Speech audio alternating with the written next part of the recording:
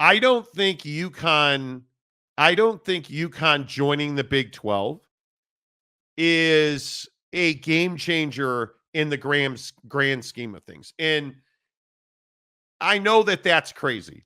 And here's why I say that. And I don't say it to be obtuse or just difficult. I think when you look at UConn, UConn clearly is a basketball powerhouse. But again, I tell you, as we've told you for over a year on this show, if UConn joins the Big 12, you will be subsidizing their football program.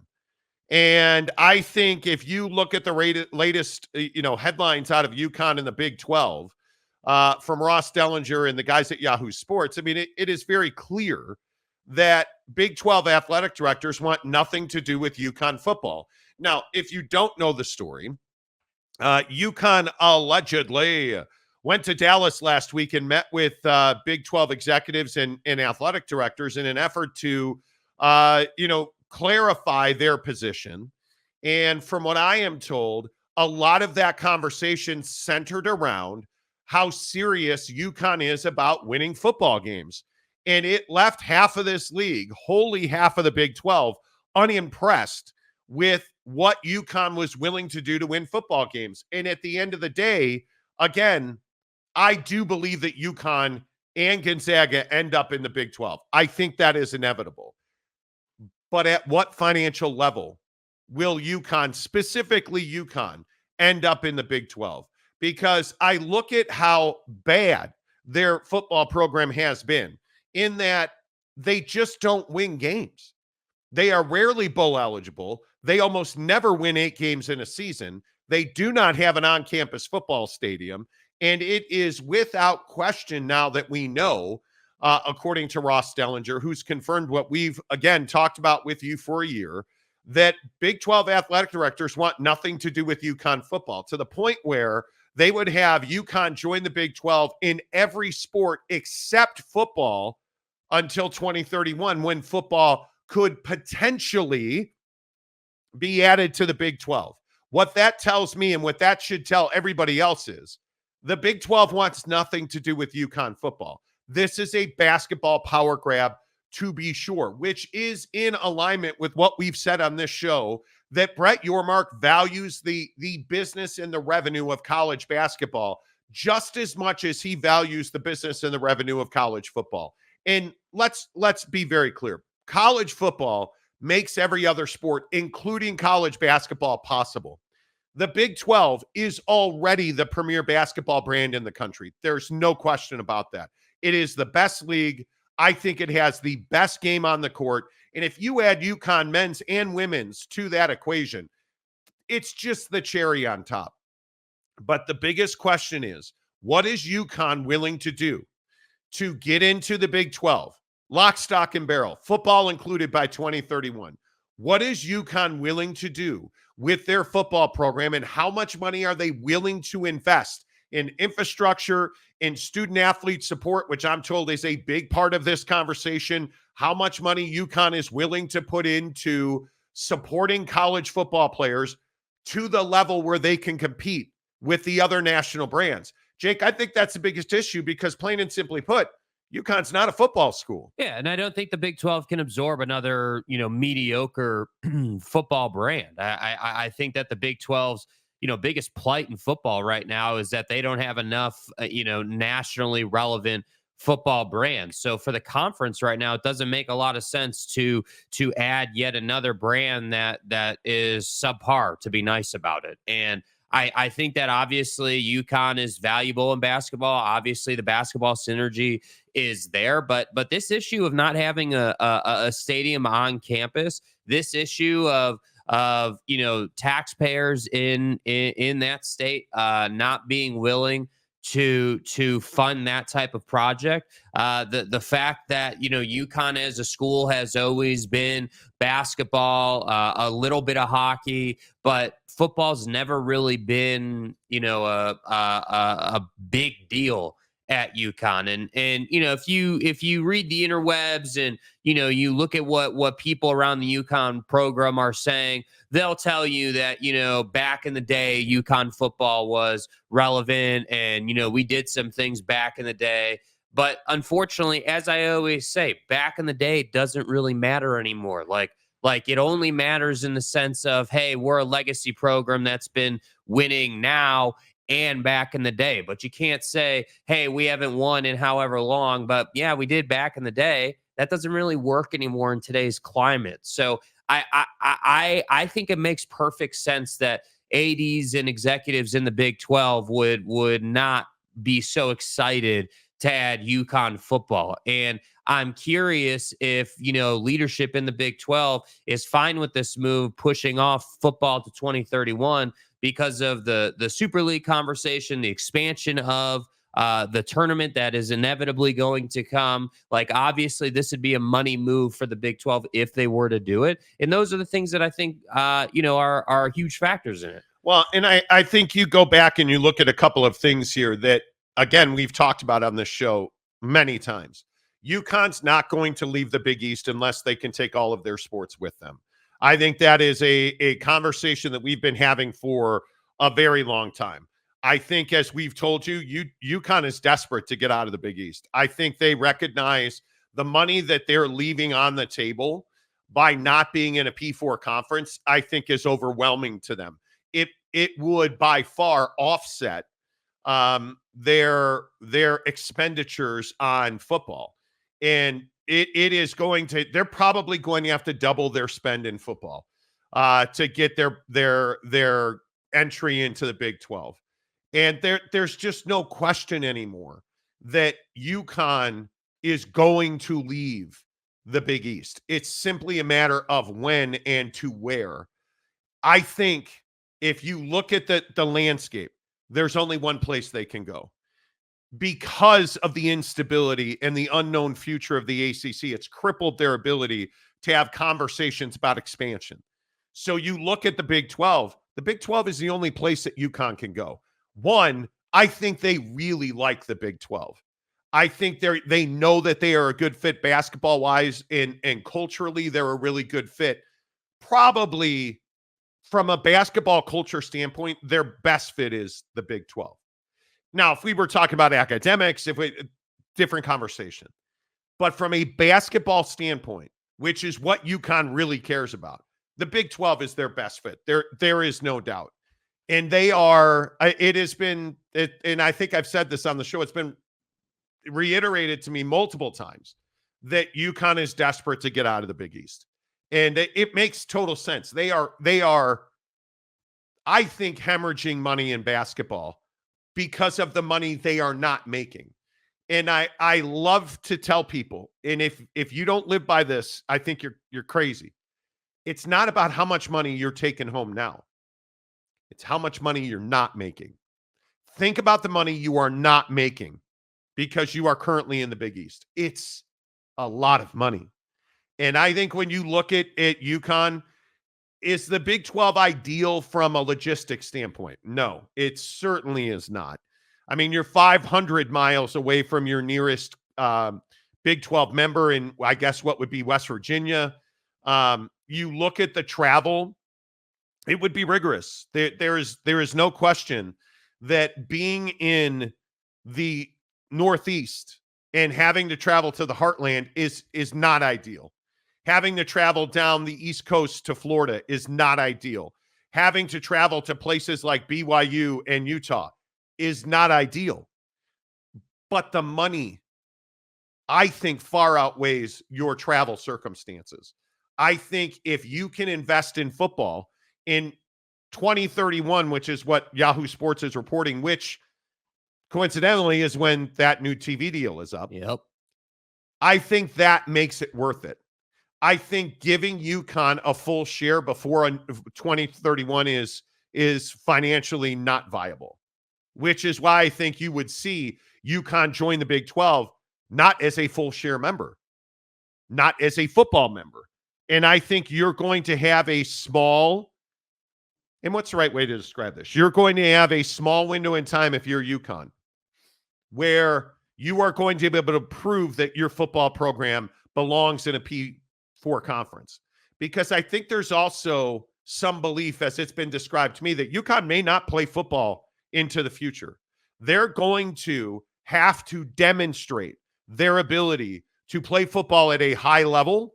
And if they are not able to do that, their football program is not going to get into the Big 12. And if their football program doesn't get into the Big 12, I don't believe they play football at UConn anymore. Well, and I think the willingness to spend that kind of money. I mean, you talk about, probably having to double your spend just on football alone to be in the Big 12. I mean, that's a lot of money, man. I mean, that's not anything to play with. And I think that, when you look at this proposition for UConn, that travel piece you were just talking about, it's almost like people don't, and when I say people, like institutions, leadership at institutions don't even necessarily care as much about the travel. I mean, you look at the Stanford situation being in the ACC, you look at, just generally speaking, like the Big Ten situation, like we're seeing this become more and more of a thing where schools are willing to travel seemingly across the country. You build in infrastructure. Yeah, but I mean, there's still, like, for as simple as that. For UConn, though, that's still a ton of extra costs. Like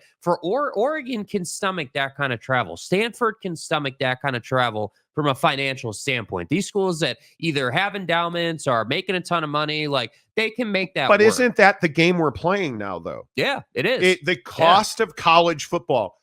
I don't think people consider what the logistics of traveling a football team are. Have you thought about just the equipment? Look at the Florida State thing over the weekend. Going to Ireland. But just think about the equipment alone. You understand most programs do not fly their equipment. Most major, you look at BYU is notorious for this. They track their equipment truck across the country as it goes to different spots. On their social media, you can track where the truck is. It's becoming a thing because you can't afford to fly that freight. So you have an entire part of your football operation dedicated to the logistics of traveling your equipment. That is the behemoth that is college football. How many people think about that? Not many people think about that. Do you think they have that same problem with college basketball? They don't. They do not have that same problem. Because you're not traveling pads and helmets. You're not traveling, the massive amount of staff. You're not traveling the massive amount of humanity that 100-something football players plus your staff, plus the infrastructure staff, things like education, tutors, trainers, physios. Think about the massive amount of humanity that travels with a football team. That doesn't happen in basketball. So when we talk about the cost, and I think we throw cost out there without really thinking about what that is. So when we go to something like, I don't know, $10 million a year to pay off an NIL settlement, do you really want Fresno State playing Power 4 football? Do you really want San Diego State playing Power 4 football? UNLV playing Power 4 football? Boise State playing Power 4 football? The logistics and the cost of that, it's not just paying players, friends. There is so much money that goes into traveling a football team. And when you look at UConn, to your point, what's the cost of traveling your football team to Utah? Less than ideal. Less than ideal. Mm-hmm. Would it make sense from a football perspective to be in the Big Ten versus yeah, sure it would. In the SEC? Sure it would. In the ACC? Sure it would. Well, unless you don't give a rat's ass about your football program and you're trying to make more money in basketball. Yeah, and that's all this is about. And I think your point about them potentially not playing football long term, I think is spot on, because if you're UConn, listen, if you're UConn or anyone in UConn's position moving forward, all you're trying to do is get into the power conference. That's what needs to happen so you can up your revenue and you can grow. That's their biggest struggle. You look at the situation again. They're not going to get some windfall from taxpayers to build this big ass new stadium on campus when football hasn't been relevant in how long? No one's going to do that. And so that's their challenge. And that's why, as soon as I saw the football 2031 situation as part of this opportunity, it makes perfect sense. And the only question that remains is how much winning can UConn do in the Big 12? Obviously, that men's and women's basketball program is phenomenal. Every year, they're phenomenal. So if they can continue that success, they should theoretically be fine. But again, getting in is the biggest challenge. Yeah, I think it is. UConn to the Big 12 is playing out exactly as we thought it was. I mean, I'm a little surprised it's all sports. I would have, if you said, hey, man, you got to put a ducket on how they enter, I'd have thought it would have been basketball only. But now I think it makes logistical sense for the Big 12 to leave out UConn football because it solves all of their financial trouble. And I think it is going to be very interesting to watch how much money and how much infrastructure is UConn willing to put into their football program to get there. I mean, how many of us would be surprised if they dropped football as a sport? I wouldn't be. I mean, it makes sense. Why? Furthermore, why would you continue to keep pouring money into it if because you're in that gray area, you're in no man's land where you have a football program, but you're not doing enough to climb and improve. Like at least at some of those G5 programs we all know and love, Boise State, San Diego State, Wyoming, like at least they're doing everything that they can do. And it's just not quite good enough, to compete with the big boys. But I also think what that makes me think is I one of the guys I was talking to yesterday about this UConn situation made a very good point. Is there a better basketball program right now than UConn? No. And they still don't have the juice to get it done. As good as UConn football, basketball, men's and women's is, they don't have the juice to carry a dead-ass football program into a power conference. Let that sink in. You look at Georgia Tech this weekend. Georgia Tech's been dead for years. Can you ever imagine UConn going to Dublin and beating Florida State in football? No. You can't even fathom it because they don't even win 6 or 8 games on a regular basis. That's how weak their football program is, that the best basketball program in the country can't get into a power conference unless they leave football off the docket for what is this, 6 years? That's crazy. Yeah. That's craziness to me. It tells you how far ahead football is on the level of importance to basketball. Yeah, I mean, it's the lifeblood of athletic departments, and until that changes, you're not going to get anywhere quickly being a basketball first, unless you're doing what a school like Gonzaga's doing, let's say, where football is not even part of the conversation. You're just all basketball, and obviously they have other sports too, but from a revenue generating standpoint, basketball is your bank, and that's what you're doing. And again, I can't emphasize this enough, in my opinion, in terms of the Big 12. You're not going to add yet another, just subpar, irrelevant football program to a conference that's already struggling to stay relevant in football. I mean, honestly, like again, we're going to get a 12-team playoff this year, and the Big 12 is going to struggle to get 2 teams in. That's what we're talking about right now. Yeah. And I would like to point out one thing that I thought was very interesting. I didn't even realize this. Do you guys understand that they, until 2022, that's the last bowl they went to, 2022, they hadn't been to a bowl in back-to-back years since 2009 and 2010. Right. They went from 2010 to 2015 when they got into the St. Petersburg Bowl. And then from 2015 until 2022 to their next bowl game, which was the Myrtle Beach Bowl. And they're 4-3 or 3-4, excuse me, 3 losses, 4 wins in their 7 all-time bowl games. It's terrible. I mean, it's just not. It's not. It's good enough. ineptitude. Yeah. They haven't won a conference championship at Uconn since 2010 in the Big East. That's incredible to me. Just looking at their stadium situation. I mean, it is the Pratt and Whitney Stadium at Rentschler Field. I said Rentschler Pratt and Whitney. Hey, do they have an upper deck at that stadium? I don't know. James needs to get in here and design a new, club seating and S&M and stuff. Right. Because it's the Burton family football complex and shit. Yeah. I think this is very well done, again, by Brett Yormark and the Big 12. I think it's exactly what they should be doing, because I think all of us agree the Big 12 is never going to be the best football conference in the country. It's not going to happen. At least not in probably my lifetime. I know I'm fat and I'm 50 and I'm going to die soon as a Mormon. But, in all seriousness, I can't imagine a time where the Big 12 is the best football conference in the country. And maybe, hey, look, maybe Utah does come in and become the brand in this conference. Maybe Joey McGuire saves his own ass and they win 12 games this year. I doubt it. But my point is, this is the best basketball conference in the country.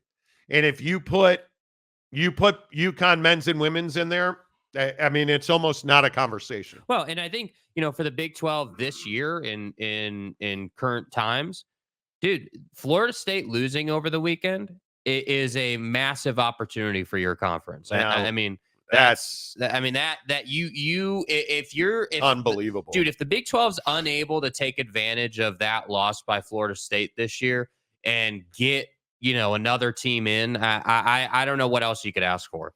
All right, let's get your comments before we get to that Florida State loss. As always, the comment section brought to you by our good friends at Prize Picks. Boy, did I have a day yesterday. I put $1 million up on Prize Picks. That's a lie. I did not put $1 million up on Prize Picks. I will just continue to wax poetic about my guy, Aaron Judge. What did I tell you? If you're going to play Prize Picks baseball and you don't take Aaron Judge, you're an idiot. You're an idiot. His number yesterday was half a home run, but that wasn't good enough for me. I wanted to play a demon, which means you win more money. A demon. I took 1.5 because it was the Rockies. Okay, let's get this clear. And some asshole named Gomber. Yeah. So I went with the demon 1.5. And what did Aaron Judge do yesterday? Anybody wanna guess? What Aaron Judge hit 2 bombs yesterday. He's got 51. He came through for me. Now, speaking of half an asshole, how about the Chicago Cubs yesterday? Did anybody see what the Cubs did yesterday? Yeah, they lost 7-2 yesterday. But I would like to point out that my guy, Ian Happ. Yeah. Yeah. 2 runs, hits, and RBIs was the number. He had 4 yesterday. 3 hits and an RBI. Came through for me. And then, of course, what I always tell you is the WNBA. I would like to apologize to you guys. I did bet the WNBA yesterday. Yeah. And casual. While it did take inches off my member, I would like to thank Angel Reese for 800 rebounds yesterday. The number was 20.5 rebounds. Yeah. She got 22. Pimp's going pimp. Yay. Man. Pimp's going pimp. $79 I won. Okay. Do you think she was stat padding? Because she got accused of Yes, absolutely. And I was here for it yesterday. Yes, I bet the WNBA, and I'm not going to apologize. Prize Picks, prizepicks.com. Use the promo code Monty to get $50 when you deposit $5. Open a new account at Prize Picks. Use the promo code Monty. They'll give you $50. Well, Monty, is this real or is this fake? You put in $5. Prize Picks is going to give you $50. It is as simple as that. It is fantastic. It is the best daily fantasy promotion I've ever seen. And Prize Picks is so easy. Again, Angel Reese, she's on this streak of 20 rebounds. So they put the number at 20 and a half. Is she going to have more or less than 20 and a half rebounds? So if she's only going to have 20, you're going to take less. If you think, such as in like myself, that she's going to surpass 21 rebounds, you take more. Did you feel good about that when you made the pick? No, because I hate Angel Reese. I do. But you still made the pick. I still put ducats on the WNBA, which is amazing.